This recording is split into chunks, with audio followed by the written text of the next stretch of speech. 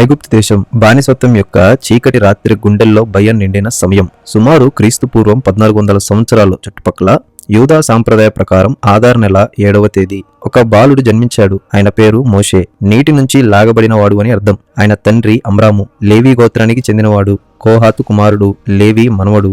అమ్రాము 137 సంవత్సరాలు జీవించాడు. బానిసత్వంలో కూడా విశ్వాసంతో నిలిచి నిశ్శబ్ద బలం కలిగి ఉన్నాడు. తల్లి యకోబేతు. ఆమె కూడా లేవి గోత్రానికి చెందినది. అమ్రాము యొక్క మేనమామ కూతురు. ఆమె యాకోబు కుటుంబం ఐగుప్తులోనికి ప్రవేశించిన సమయంలో సరిహద్దుపై జన్మించింది.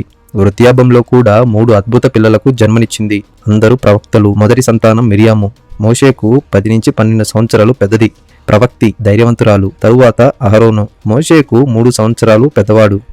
మాట్లాడడంలో నిపుణుడు. తరువాత మహాయాజకుడు. చివరిగా నవాడు. ఫరో భయంతో ఆజ్ఞ జారీ చేశాడు. అన్ని హీబ్రూ మగపిల్లలను నైలు నదిలో ముంచి చంపండి.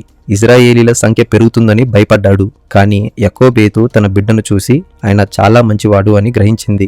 3 నెలలు దాచుకుంది. రాత్రి ఏడుపు ఆపుతూ, హృదయం గట్టిగా కొట్టుకుంటూ, దాచడం సాధ్యం కాకపోయేసరికి విశ్వాసం మాత్రమే మిగిలింది. పపారస్ గడ్డి బట్టను తీసి దాని అల్లి బిట్టుమెన్ పీచ్ తో మూసి చిన్న ఓడలా చేసి నది ఒడ్డున బుట్టలో పడుకోబెట్టింది. మిరియాము దూరంగా నిలబడి కనుజాడు చూస్తూ ఉంది. ఫరో కుమార్తె స్నానానికి వచ్చింది. బుట్ట చూసి బిడ్డ ఏడుపు విని ఆమె హృదయం కదిరింది. ఇది హీబ్రూ పిల్లవాడే అంది. మిరియాము వెంటనే ముందుకు వచ్చి హీబ్రూ దాదీని పిలిచి తీసుకుని రానా అని అంది. ఫరో కుమార్తె అంగీకరించింది. మిరియాము ఇంటికి పరిగెత్తి తల్లి యకోబేతును తెచ్చింది. రాజ్యగృహం నుంచే జీతం తీసుకుని తన బిడ్డను తానే పెంచుకుంది. మోషే పెరిగాడు. తన తల్లి నుంచి విశ్వాసం తాగుతూ ఐగుప్తు రాజ్యగృహంలో రాజకుమారుడిలా జీవించాడు. కానీ ఒకరోజు ఐగుప్తుడు హీబ్రూని కొట్టడంతో చూసి ఆగ్రహంతో మండిపడ్డాడు. మోషే ఆ ఐగుప్తుని చంపి ఇసుకలో పాతేశాడు. వార్త ఫరోకి చేరింది. మోషే ప్రాణాలకు భయపడి పారిపోయాడు.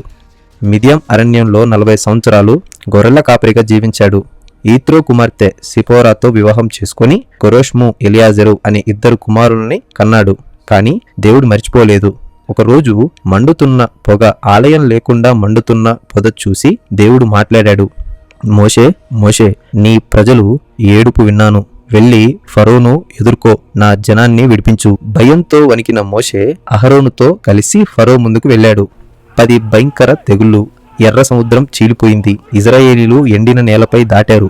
ఫరో సైన్యం మునిగిపోయింది. సీనియా పర్వతంపై ఉరుములు, మంటల మధ్య దేవుడు తన వేలితో 10 ఆజ్ఞలను రాసి ఇచ్చాడు. మోషే చేతికి అప్పగించాడు. 40 సంవత్సరాలు అరణ్యంలో మన్నా ఆహారం, మేఘం అగ్నిస్తంభ మార్గదర్శకంగా. మిరియాము సముద్ర ఒడ్డున పాటలు పాడింది. అహరోను యాజకత్వం చేశాడు. కానీ మోషే ఒకసారి తప్పు చేశాడు. రాయిని మాట్లాడమని చెప్పకుండా దాన్ని కొట్టాడు. దానివల్ల వాగ్దాన భూమిని చూడగలిగాడు, కానీ అడుగు పెట్టలేకపోయాడు. 120 ఏండ్ల వయసులో నెబో పర్వతంపై కానాన్ భూమి విస్తరించి కనిపించింది. దేవుడు ఆయన్ని తీసుకున్నాడు. దేవుడే ఆయన్ని దాచిన సమాధిలో పాతిపెట్టారు. పలాయనం చేసిన రాజకుమారుడు, అయిస్ట్ నాయకుడు, ధర్మశాస్త్రం ఇచ్చినవాడు, మధ్యవర్తి. నైలు నది బుట్ట నుంచి పర్వత శిఖరం వరకు ఆయన జీవితం దేవుని గొప్ప విముక్తి కథ. ఒక్కొక్క అడుగు విశ్వాసంతో నడిచిన ఒక అద్భుతం.